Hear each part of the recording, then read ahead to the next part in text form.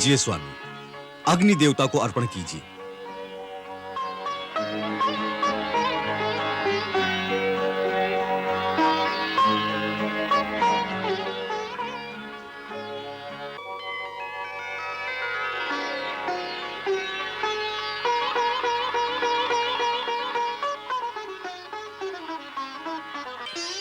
आज से हम दोनों का दुख और सुख एक है। आज से जो कुछ हमारा है वो आपका होगा। सुख, वैभव, साम्राज्य जो आज है, जो आगे होगा, वह सब कुछ हमारी तरह हमारे मित्र का भी होगा।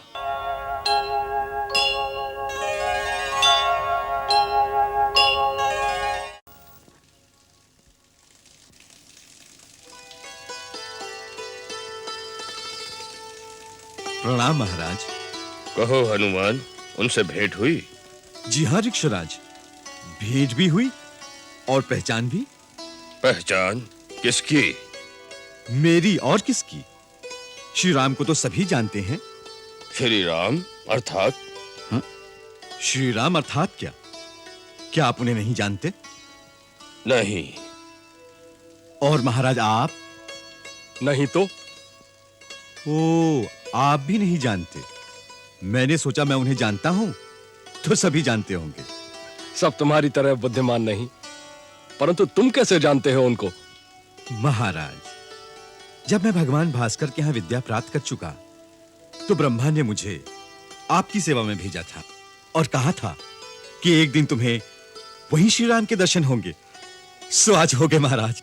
हनुमान, वाक चातुरता में बड़े निपुण हो। कब से सारी बातें किए जा रहे हो, लेकिन काम की बात अभी तक नहीं की। वो श्री राम जी कौन हैं? वही तो बता रहा हूं ऋक्षराज जामवंत जी। श्री राम लक्ष्मण दोनों भाई अयोध्या के स्वर्गीय महाराज दशरथ जी के पुत्र हैं। वो पिता की आज्ञा से वन में रहने आए हैं। वहां से राक्षसों का राजा रावण उनकी भार्या माता सीता को उठाकर ले गया है। उन्हें माता शबरी ने आपका पता दिया है। इस समय वो आपसे सहायता मांगने आए हैं, जिससे आप अपने वानरों की सहायता से उनकी खोज कर सकें। मैं उन्हें अपने साथ ही ले आया हूं। वानरराज, यह बड़ा अनमोल अवसर है। आगे बढ़कर उनका स्वागत कीजिए, उनकी ओर मित्रता का हाथ बढ़ाइए और समझ लीजिए कि आपके विपत्ति के समय का अंत हो गया। वो सहज कृपालु हैं, उदार हैं, राजकुल के हैं, थोड़े किए को बहुत मानते हैं। वे यदि आप पर कृपालु हो गए तो आपका खोया राज इसी क्षण आपको दिला सकते हैं। आगे बढ़िए महाराज सुग्रीव और अपने सौभाग्य का स्वागत कीजिए। हनुमंत, तुमने तो मेरे हृदय में जैसे आशा के कई दीपक एक साथ जला दिए। आओ चलें।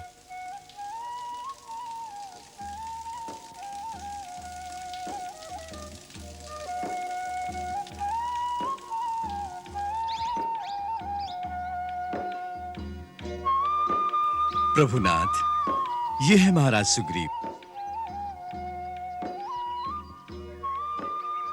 और महाराज ये है रघुकुल तिलक श्री रामचंद्र जी और ये इनके अनुज श्री लक्ष्मण जी। मैं सूर्यपुत्र सुग्रीव आपके श्री चरणों में नमस्कार करता हूं। मैं दशरथ नंदन राम महाराज सुग्रीव को प्रणाम करता हूं। आपने एक सिंहासन विहीन को महाराज कहकर संबोधित किया, यह आपके हृदय की विशालता का सूचक है। हृदय की विशालता नहीं, यह हमारे हृदय की अभिलाषा का सूचक है। हम आपको सदा महाराज स्वरूप ही देखेंगे। हम आपके सद्भावना वचनों से कृतार्थ हुए। अब गुफा के अंदर चलिए, हमारे निवास को पावन कीजिए। पधारिए, आइए। पधारिए प्रभु।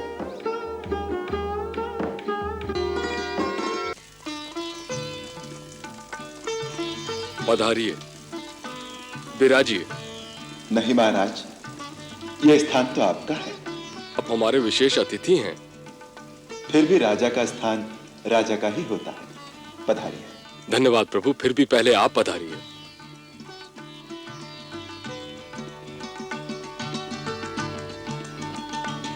हे राघव, ये मेरे मंत्री ऋक्षराज जामवंत,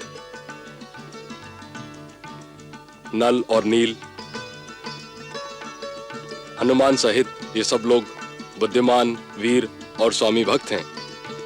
ये मेरे परम हितैषी मित्र और मेरे मार्गदर्शक भी हैं।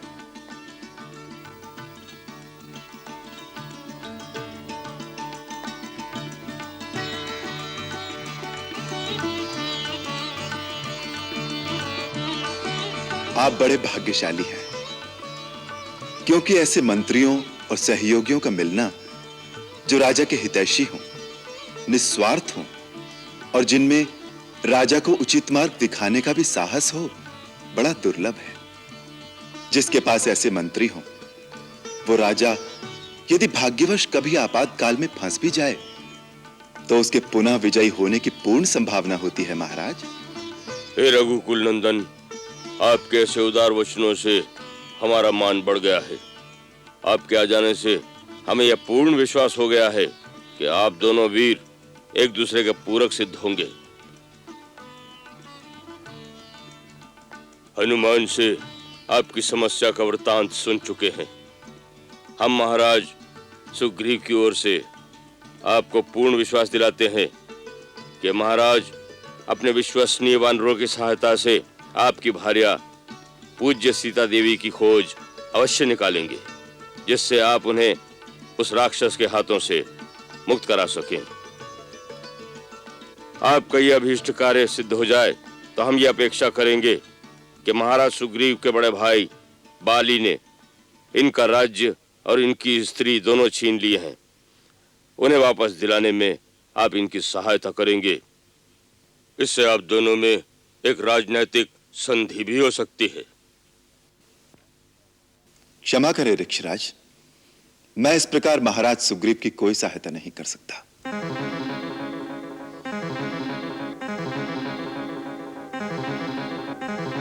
ऐसा तो कोई क्षुद्र व्यापारी ही कर सकता है कि पहले आप मेरी सहायता करें, फिर मैं आपकी सहायता करूं। यह उचित नहीं है। और दूसरी, जो आपने राजनैतिक संधि की बात कही है, सो राजनीति की नींव तो केवल स्वार्थ पर रखी हुई है, और मेरी प्रकृति में स्वार्थ का कहीं स्थान नहीं है। क्षमा करें नाथ, हम अल्प बुद्धि योनि के जीव हैं। हमारी भाषा पर ध्यान न देकर केवल हमारी भावना पर विचार कीजिए। हमारी भावना पवित्र है। हमें वो नाता बताइए जिससे हम वानर और ऋक्ष योनि के समस्त प्राणी आप जैसे महामानव के साथ संबंध स्थापित कर सके। वो एक ही नाता है ऋक्षराज, जो योनियों, जातियों, लोकों, धर्मों और समस्त ऊंच नीच को लांघकर एक प्राणी का दूसरे प्राणी से अटूट संबंध स्थापित कर सकता है। और वो नाता है मित्रता का नाता। महाराज, मैं आपसे वो नाता जोड़ना चाहता हूं जिसमें कोई शर्त नहीं होगी, कोई लेन देन नहीं होगा, कोई गिनती नहीं होगी, जो स्वार्थ की सीमा से परे होगा और जिसमें केवल एक ही वस्तु का आदान प्रदान होगा, जो है प्रेम।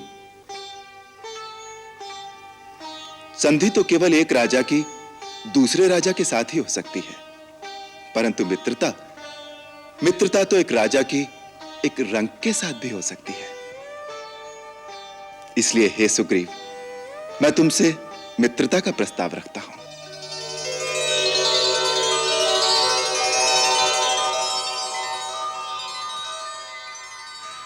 आप धन्य हैं राम।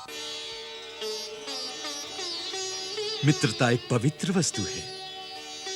मित्र ये नहीं देखता कि सामने वाला शक्तिशाली है या नहीं, उसके पास धन या पद है कि नहीं।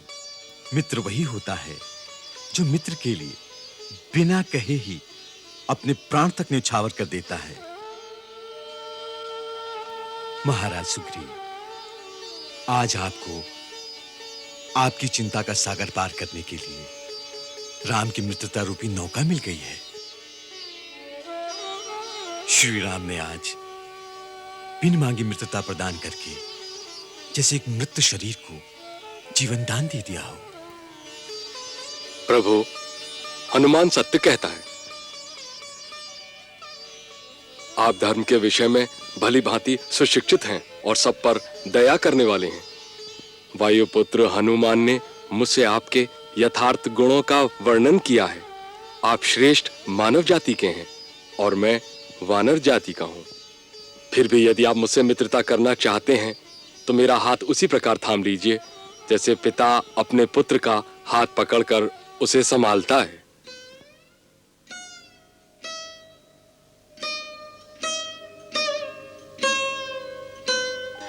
मेरा हाथ अपने हाथ में लीजिए ना स्वामी।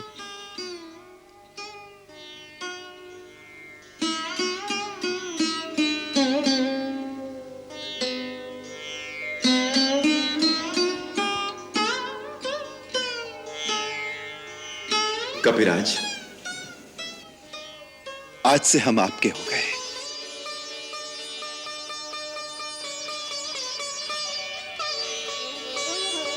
हे प्रभु, उठिए।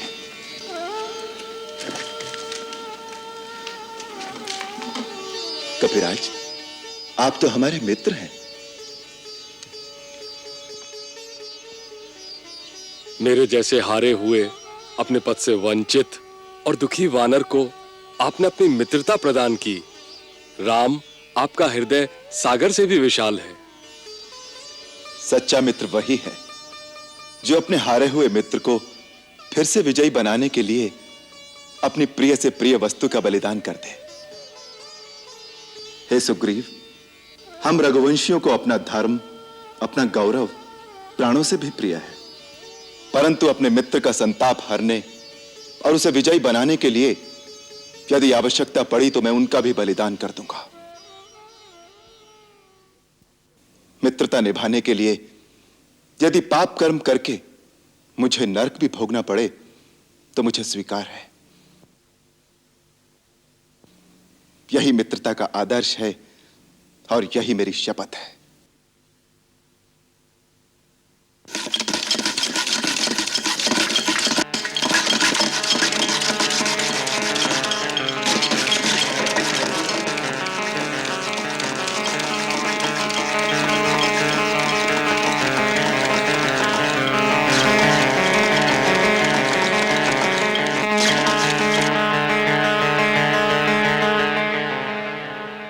मैं इस पवित्र मुहूर्त को अमर बनाने के लिए अग्निदेव को साक्षी बनाकर लाया हूं।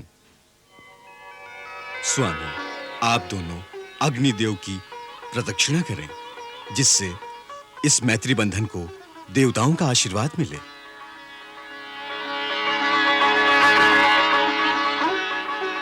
कीजिए प्रभु।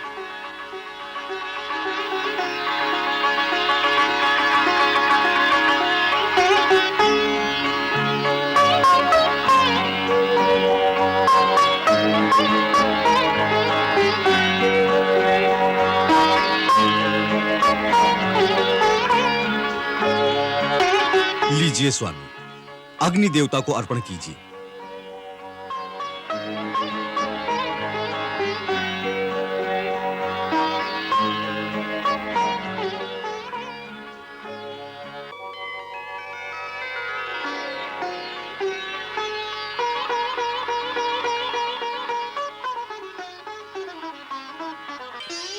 आज से हम दोनों का दुख और सुख एक है। आज से जो कुछ हमारा है वो आपका होगा।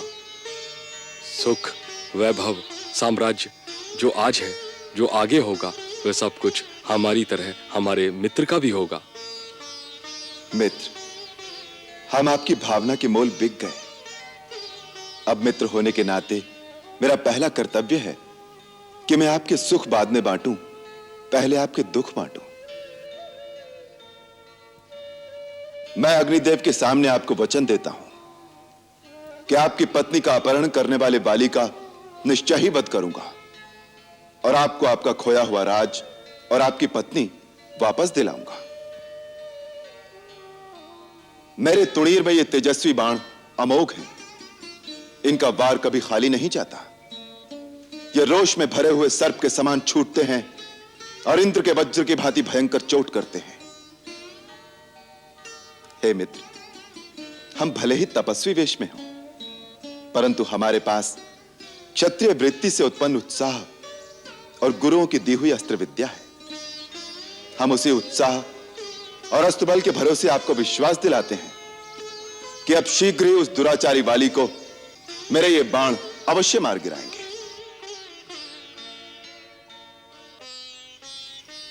श्री राम, अपना दुख भूलकर जिसे मित्र का दुख याद रहता है, उसकी महानता मानो तो क्या, स्वयं शेषनाग भी अपने सहस्त्रों मुखों द्वारा बखान नहीं कर सकते। देवी सीता की खोज करने के लिए आप हमारी सहायता मांगने आए थे, परंतु इससे पहले कि हम आपकी कोई सहायता करें, आपने महाराज सुग्रीव की सहायता की भीषण प्रतिज्ञा पहले ही कर ली। आप धन्य हैं प्रभु, आपको कोटि कोटि प्रणाम।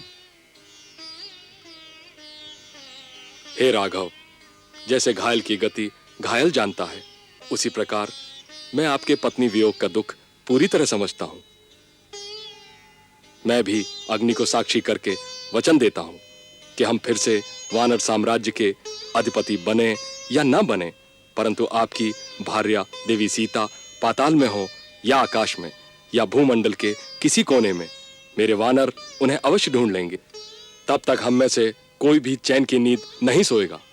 आप केवल एक बार मुझे उसका पता बता दें कि वो राक्षस कहां रहता है। मैं सारे वंश सहित उसका विनाश कर दूंगा।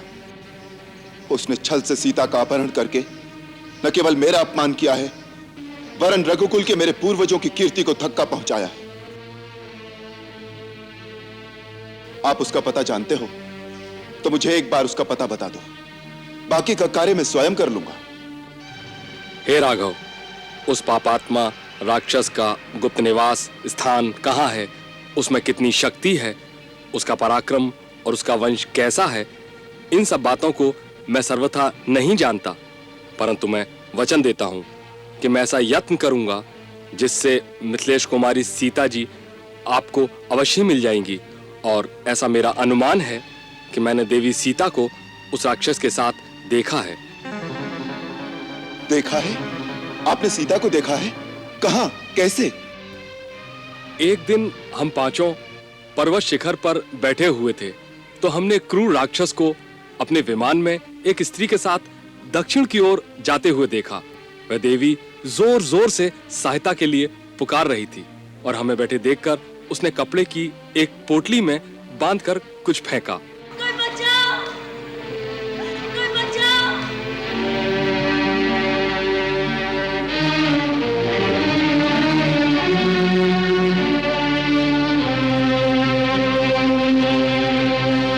हे वन के वासियों, यदि मेरे पति मुझे ढूंढते यहाँ आए तो उन्हें यह आभूषण दिखा देना और कह देना मुझे रावण उठा कर ले गया है।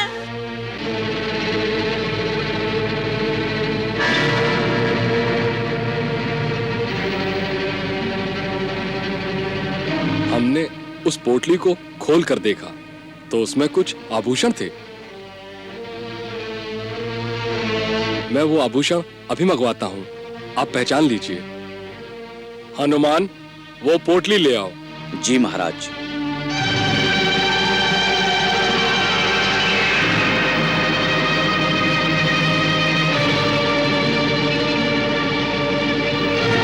ये देखिए।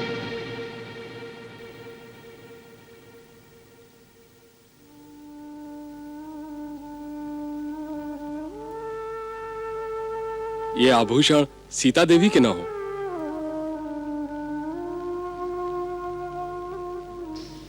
हाँ मित्र, ये सीता के ही आभूषण है। उसने अपनी साड़ी से इतना पल्लू फाड़कर उसमें आभूषण बांधकर फेंके हैं जिससे मुझे उसके मार्ग का पता लगे। लक्ष्मण देखो, ये सीता के बाजूबंद, ये उसके कर्णफूल। भैया भैया, ये सीता के ही है ना? भैया, न हम जानामी केयुरे नाहं जानामि कुंडले नुपुरे तो भी जानामि नित्य पादाभि वंदनात्। भैया, मैंने तो भाभी के मुख पर कभी दृष्टि डाली ही नहीं, इसलिए उनकी कुंडलों और बाजूबंद को मैं नहीं पहचानता।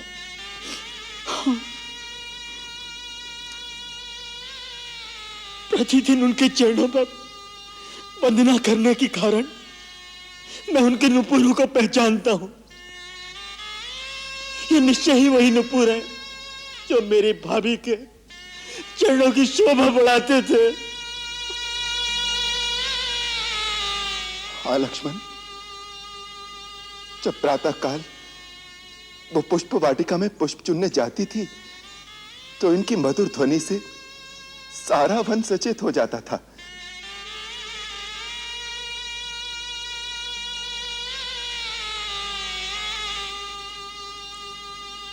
इसी आंचल से उसने कई बार मेरे चरण पोंछे हैं।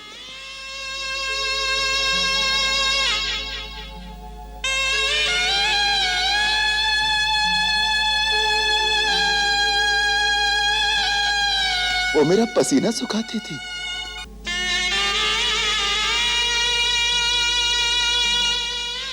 कभी कभी उससे पंखा करती थी।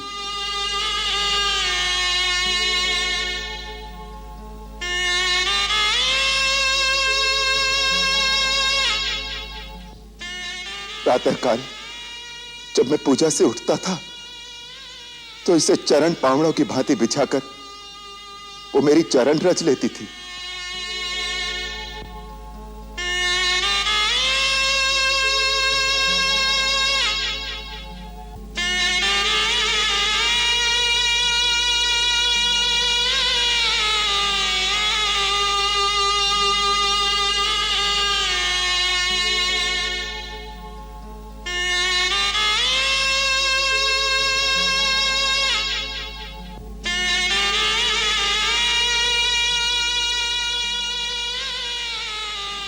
लक्ष्मण, और आज इसी आंचल को उसने अपना दूत बनाकर अपने दुख की कथा सुनाने के लिए मेरे पास भेजा है। सीते, सीते, मुझे तुम्हारा संदेश मिल गया है। मैं तुम्हें मुक्त करने अवश्य आऊंगा। तू जहां कहीं भी हो, चिंता न करना। तुम्हारा राम तुम्हारी सहायता के लिए अवश्य आएगा सीते।